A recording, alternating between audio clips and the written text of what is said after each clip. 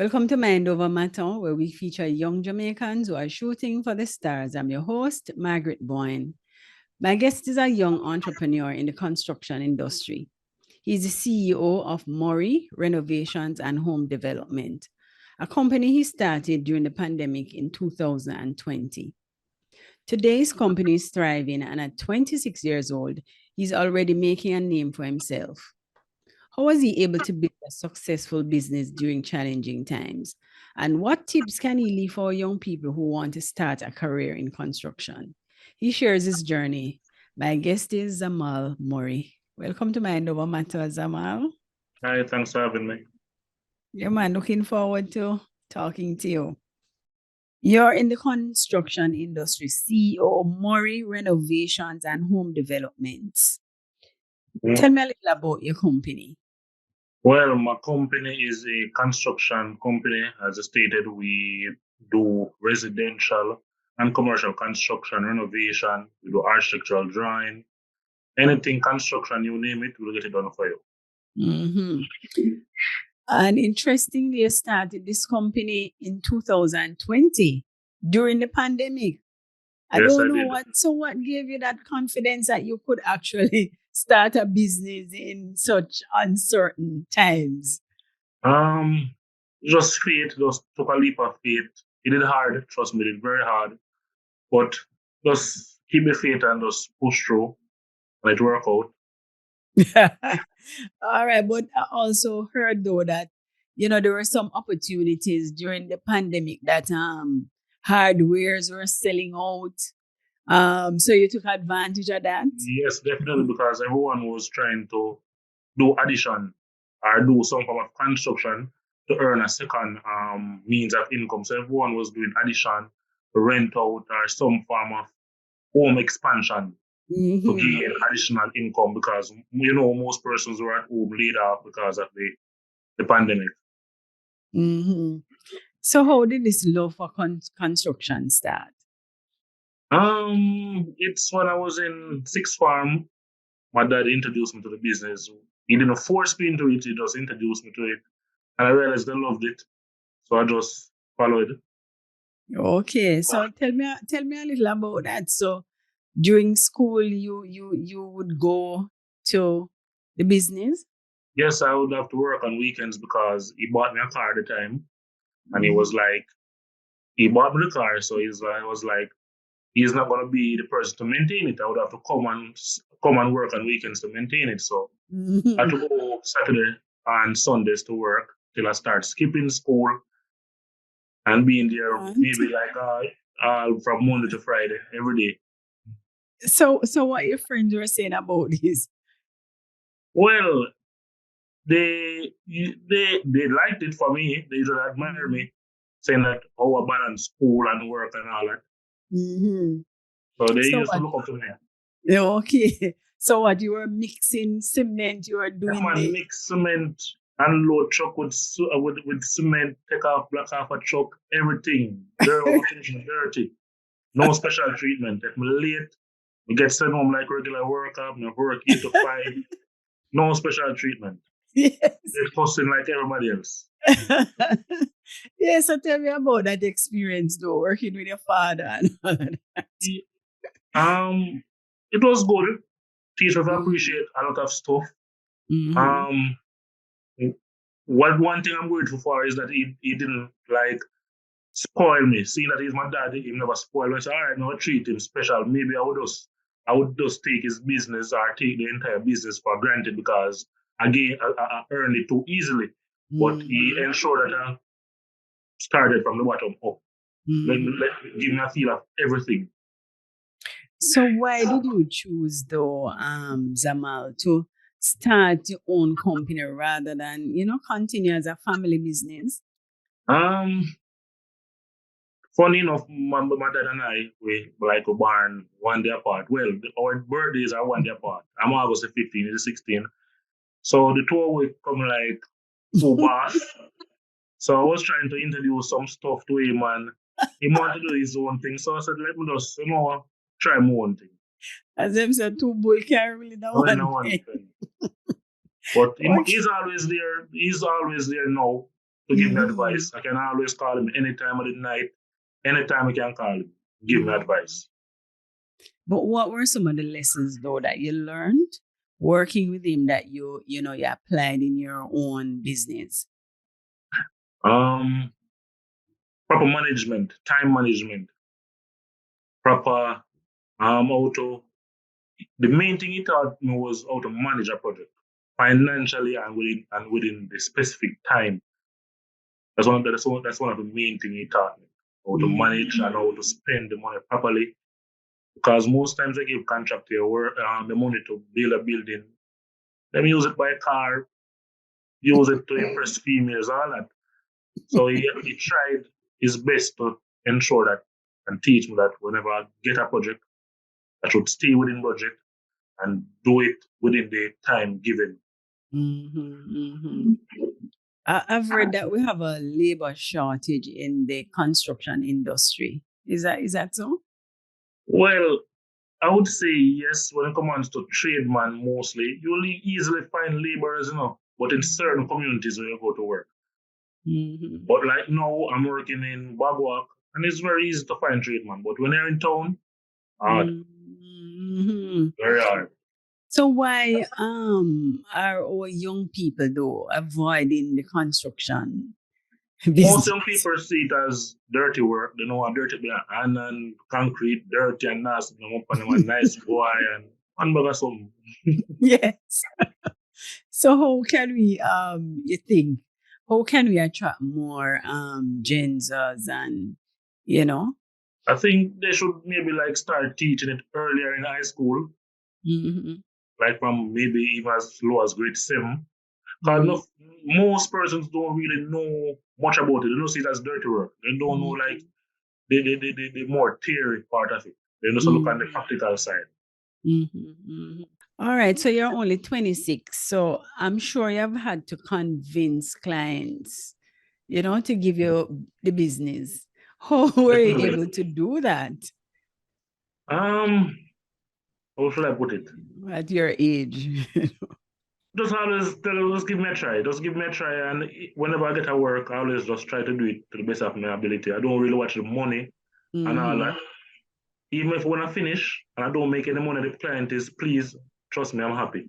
I just always try to ensure that I do my best whenever. I don't care how small the work it is, I always try to do my best. And I tend not to take on too much work at once because I like to monitor my work. Okay. So do you remember your first contract or the first thing you did on your own? Yes. The first thing I did on my own, apart from before, it was the first work I did was a bathroom renovation, but the first like construction work I did was a addition, like it was a 1-bedroom, 1-bathroom with a washroom and a small veranda, and it was for a rental purpose in the pandemic. The client was an elderly lady. I think she was like 88 or something like that, somewhere in her 80s. It was a very old lady. So how did that go? It turned out well. I completed it. She was happy. So what would you say has been the most challenging part though of running your business? My age, as in like as I said, to convince person that I'm capable enough to do the work, that I have enough experience. The management part is not so bad because all my workers, them respect me, although I'm younger than most of them. They all respect me. So the management part is pretty all right. It's just to persuade a client that, yeah, man, although I'm young, I can get it done. That's the most challenging part. Okay. But Zamal, there's a negative perception about contractors, right? So no work good, shoddy workmanship,